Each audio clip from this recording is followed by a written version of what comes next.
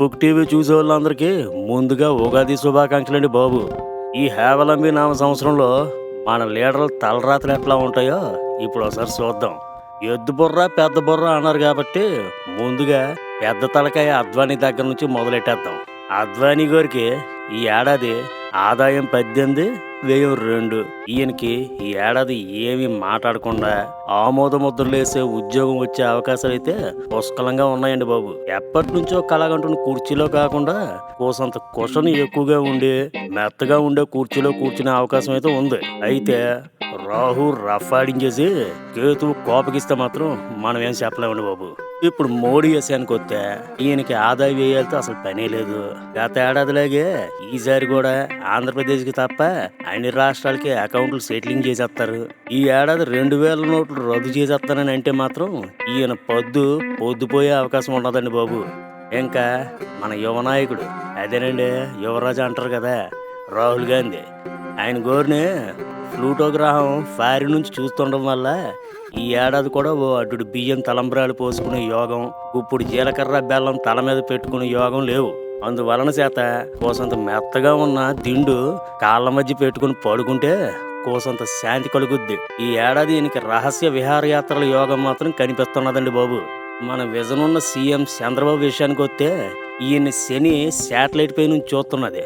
ఉత్తరత్నం చేసే పనుల వల్ల శివాట్లు తినే అవకాశాలు అయితే 100కి 120 పాళ్ళు కనిపిస్తున్నాయి. ఆ విధంగా ముందుకు పోదాం చూసినే గురుడు గొళ్ళెం పెట్టేసి వెనక్కి లాగేసేలా కనిపిస్తుంది. హెరిటేజ్ పాలతో శాతకర్ణికి అభిషేకం చేస్తే ఆయన విజన్ లో కాస్త కన్ఫ్యూజన్ తగ్గి పరిస్థితులు కాస్త శాంతించినట్టు కనిపిస్తాయండి బాబు. ఇప్పుడు తెలంగాణ సీఎం కేసీఆర్ గారి గురించి చెప్పాలంటే ఈ ఏడాది కూడా ఆయనకి 3 పువ్వులు 36 కాయలే. బాహుబలిలో శివగామిలాగా ఆయన మాట శాసనంగా నడుస్తుంది. ఎప్పట్లాగే ఈ ఏడాది కూడా ఆయన సాయంత్రం పూట టమాటా బాత్ గాని ఉల్లి పకోడీ గాని తింటూ ఉంటారు. ఓనమాలు నేర్పాలని అనుకున్నా కన్నా అందనంత ఎత్తుకు ఎదిగి నిన్ను చూస్తున్నాను నాన్న అంటూ కొడుకుని చూసి ముచ్చటపడిపోతూ పాలించేస్తారండి. చంద్రబాబు గారాల రాకుమారుడికి మహర్దశ పట్టణం ఉందండి. ఎప్పటిదాకా వెనకుండి నడిపించిన లోకేష్ బాబు కొత్త ఏడాదిలో ముందుకొచ్చి పాలిస్తాడు. అయితే ఈయన ముందుకు రాగానే పార్టీ వెనక్కిపోయే అవకాశాలు మాత్రం ఉన్నాయండి బాబు. ఈయనకి పార్టీలో రాజపూజ్యం, జనాల్లో అవమానం. ఇక ఏపీలో ప్రతిపక్ష నాయకుడు జగనేశానికి వస్తే ఈ ఏడాది కూడా పార్టీ వల్ల అంతా ఆయన సీఎం అయిపోయినట్టే భావించేస్తారు. ఆయన వెనకేమనుకుంటారో మాత్రం మనం చెప్పలేమండి బాబు. బ్యాలెన్స్ ఓదార్పులు ఏమన్నా ఉంటే ఈ ఏడాది కంప్లీటింగ్ చేసేస్తారు. ఈ సంవత్సరం జగన్ కళ్ళు ఎక్కువగా వచ్చే అవకాశాలు అయితే ఉన్నాయి. ఇంకో ఏడాదిలో సీఎం సీట్లో కూర్చోబోతున్నట్టు ఇట్లాంటి కళ్ళన్నీ రోజు వచ్చేస్తుంటాయి. రేవంత్ రెడ్డికి ఈ సంవత్సరం కూడా కంఠశ్వాస తప్ప ఉపయోగం అయితే లేదండి బాబు. ఎమ్మెల్సీ ఎలక్షన్లో ఎమ్మెల్యేలు కొండలంటే పనులకు దూరంగా ఉంటే ఆయన ఆరోగ్యానికి చాలా మంచిది. కేసీఆర్ మీద ఆగ్రహం తగ్గించుకోకపోతే ఆహుతైపోయే సూచనలు అయితే చాలా మెండుగా కనిపిస్తున్నాయండి బాబు. ఇక కాంగ్రెస్ సీనియర్ నాయకుడు జానారెడ్డి ఎప్పట్లాగా మాట్లాడినట్టుగా వినిపించినట్టుగా ఉంటారు.